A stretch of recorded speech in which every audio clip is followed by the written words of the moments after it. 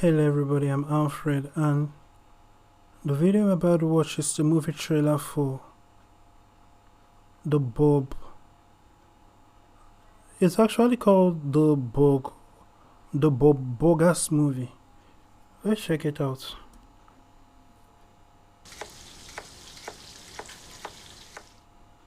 Oh boy. Oh no. Just so you know, I'm not the one making that sound. That is actually coming from the trailer. Oh no. Oh god. Oh boy. Dad, I don't want to stop your flow, but can you pass the peel off? Oh god. That's butter. You know what? Butter's better. You have 7 days to make your payment. 7? It's gonna be okay, Bob. Happy, hopeful, kissy lips. Stop, please. Oh! Oh my god. Louise, don't go down there. It's dangerous. Did you mean to wave your arms all over the place while falling into the hole? Because if so, you nailed it. Yes, it all went great. Is this the police? I'd like to report a thing happened. What do we do? Ideas. So far, it's one of those kind of movies that those who get Beavis and Butthead will get. This is basically not my thing. When it comes to the plot and the content, it's unfortunate that I strongly believe that somebody really wants to make kids dumb. When I was much younger, there was Spider-Man, the early versions, not this current gay LGBT, pro-LGBT version, and woke version of Spider-Man. There was Spider-Man, there was Batman, Danger Mouse, of course, Flintstones, stuff like that. The wackiest cartoon that really didn't make sense was things like Looney Tunes or Tom and Jerry. But every other cartoon, when I was really young, way back then, they had serious topics. They did not obviously include, at least most of them, did not include things that are adult topic in the sexual nature, when it comes to relationships and all of that, for the majority of them, those little tiny sprinkles of relationship. I won't say relationship, but when it comes to something of anything that could suggest a sexual nature, some people snuck that in, like in Freakazoid. There was a scene, and Freakazoid I was actually much older, but since I kept on watching cartoons, as I do animation and I draw, and I have my own comic strips, so I still always watch cartoons. But Freakazoid came out when I was basically 18, a teenager, so that does not really count. But they snuck in soft stuff, but it was light, unlike now where there's a lot of double entendres and they are sneaking in sex into the content for children. But back then, what I want to point out is like things like KAS Trod and which was kind of like puppets kind of thing, had a kind of Dark Knight, Dark Rider vibes, which was a sitcom, but they dealt with serious topics. As an adult, when I watch back them, I'm like, whoa, it was not adults, but it was like, this is something that is too advanced for a child to understand. I never as a child watched things like Teletubbies or Barney. It was cartoons, the Batman, all of that. There were serious plot lines, but that was how cartoons were. But later we started having a series of cartoons for children, that are actually dumbed down, super dumbed down, and are about nothing. Things like Kids Next Door. Kids Next Door is even better than a lot of the nonsense today. For example, SpongeBob. What is SpongeBob about? When you see something like As Told by Ginger, that was a cartoon that dealt with a teenage girl, a girl that is basically going through that early stages of her life, almost becoming a teen, that kind of twin period, and pre-twin period, that kind of setting, and the kind of issues that were, the topics that were dealt with. It is nothing compared to this, the topics and the way that things are projected today. It dumps down people like Beavis and Butthead. If you can sit through Beavis and Butthead from the beginning to the end, it makes you dumber. It's you have to realize that you are becoming dumber. It blunts your brain. It makes you dumb. That you even agree to, that you can even take it. And that is what a lot of cartoons, like SpongeBob. I know a lot of people seem to, they reference SpongeBob so much, but for those of you who are, who were watching SpongeBob as a kid, what is SpongeBob really about? What did you gain? What lessons have you learned? What life lessons? Every story has a lesson, and you can see that with bedtime stories and folk tales. The purpose of a story is to have a lesson and to have something teachable. And it must have a point. What is the point of any Beavis and Butthead episode, or what is the point of any SpongeBob episode, or dumb stuff like that? A lot of these kinds of things, it's quite terrible, and it's no surprise that people are getting dumber. These few generations get dumber down the line. A lot of all these things is controlled and contrived by these kinds of things. There's no way that you can be pumping dumbness in the entertainment of people that people consume, and you expect to create a smart generation. Go. It is just like a generation that grew up listening to classical music versus a generation that grew up listening to gangster rap. You cannot compare them, and you will see the crime rates in the two different situations. So if one generation grew up on opera music, or classical music, or even jazz, the old school jazz, there are going to be less violence, more settled, more intelligent. They will have higher academic scores than a generation that their prevalent form of music is gangster rap, or playalistic rap, where they are always talking about having sex and sexual stuff, and the women are always half naked and dancing half naked. And that is how young people will grow. Young boys will grow to view women. Such things matter. There are a lot of people who say, well, train your child. There are people who say stupid things like, and they don't realize the problem with that. When you are saying that, well, it is the parent's responsibility to train the child, that people can make any kind of movie they want. The internet can be full of as much porn as it wants and things like that. And you are against those who fight against the provocation of porn on the internet and things like, for example, Disney. A video just came out where, one of the chief executive officers of Disney just said that she's going to make sure that over 50% of Disney lead characters are LGBT.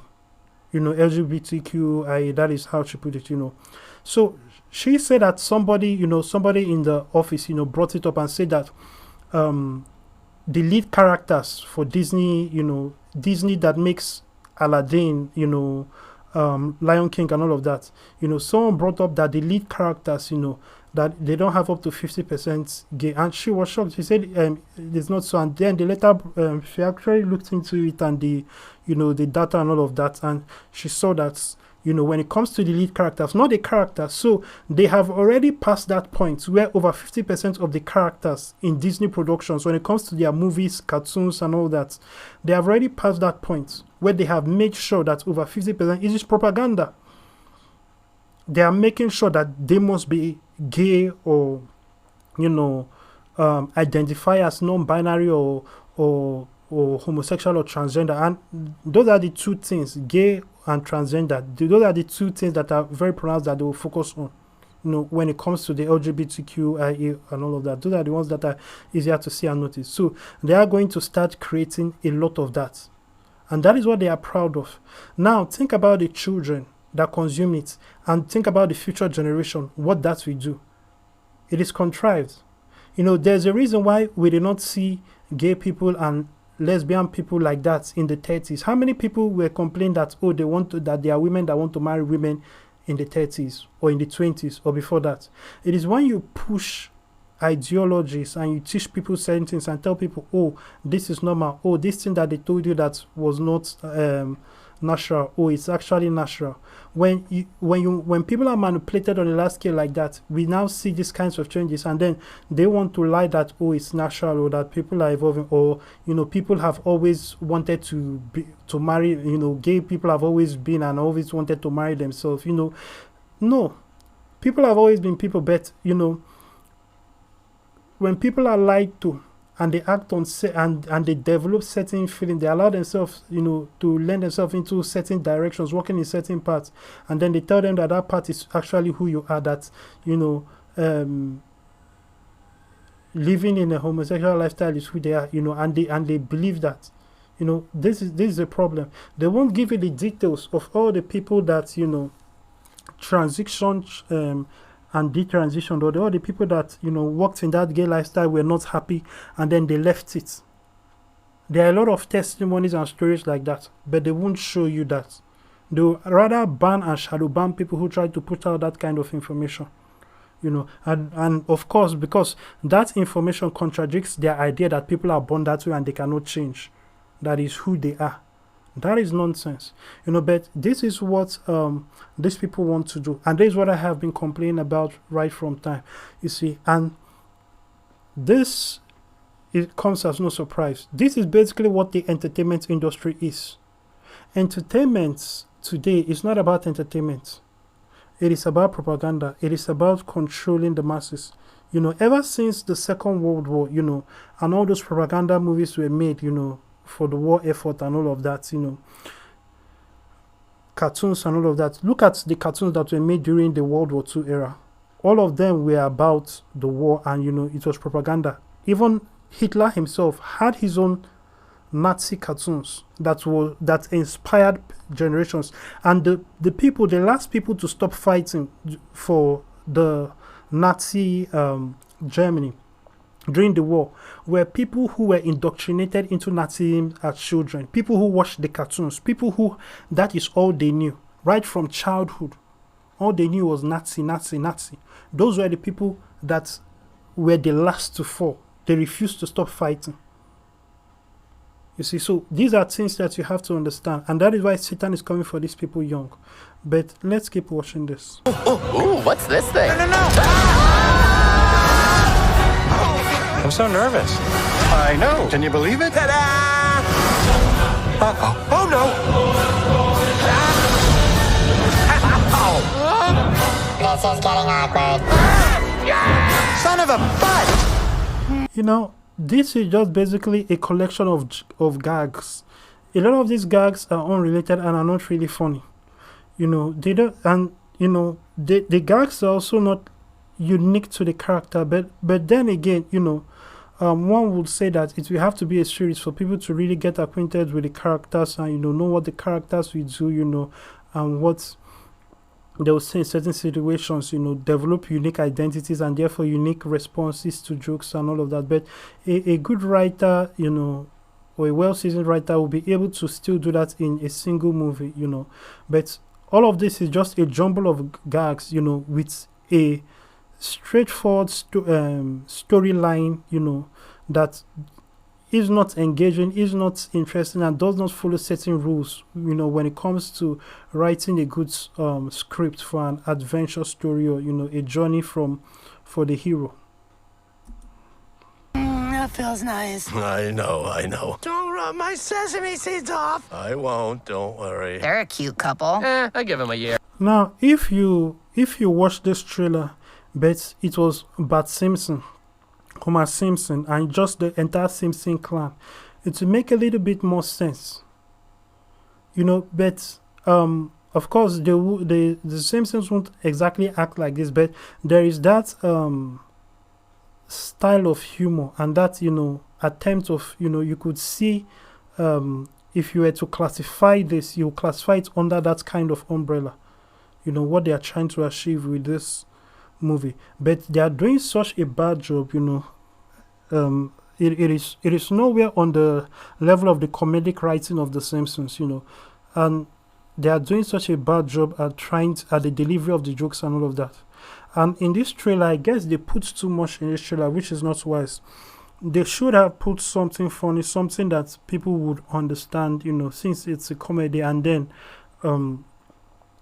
give someone a reason to actually see the movie, put questions in people's mind, and a question that is good enough for people to want to know the answer, based on the situations with the character and all of that they show.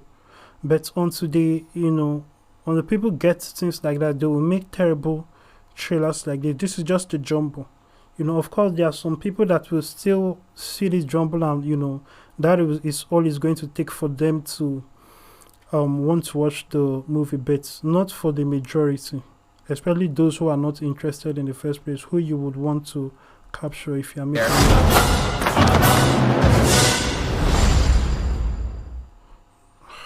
It's terrible, and it's going to theaters. I can't say that is the wise choice for something like that. It's probably going to be May 27 only in theaters. Terrible. And the animation itself is not much to, it doesn't have much to speak about. But in any case, if you're watching this and you like to be a part of making movies, to change and transform the world, reach out to us in Alfred of VIP. We are looking forward to hearing from you. Also note that, for example, if you're a pastor, your drama department, that is your movie studio, start making, get a drama team to start making shots, 1 minute shots for TikToks, for, stage play, recording it, have your YouTube channel, create profiles on different video, social networks, and share them, grow that, from your drama department. Then as your choir, let them release albums, let people, individuals in the choir release solos, under the church. You have to, that means that you have to, outside of the church, which is probably a non-profit, registered as a non-profit, you have to register, also a movie company for the drama department and a music company for the choir, and then call and create a system for training people and building people. There's a reason why a lot of singers started in the church. A church is a good way for people to actually harness and hone a lot of their skills.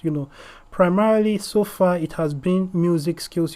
People get to perform in public, as in front of a church that will not boo them or make fun of them and all of that, and they get to be a part of a choir. Depending on how good the choir is and the choir training and all of that is, they get a lot of free voice training and all of that. So that is part of the reason why a lot of talents, that we see in the world actually came from the church. Now, of course, church membership has gone down, and in most parts of the world, that is why we do not see that move as much, and there are a lot of there are a few situations where people can just create stuff and post it online, immediately. So all of that, but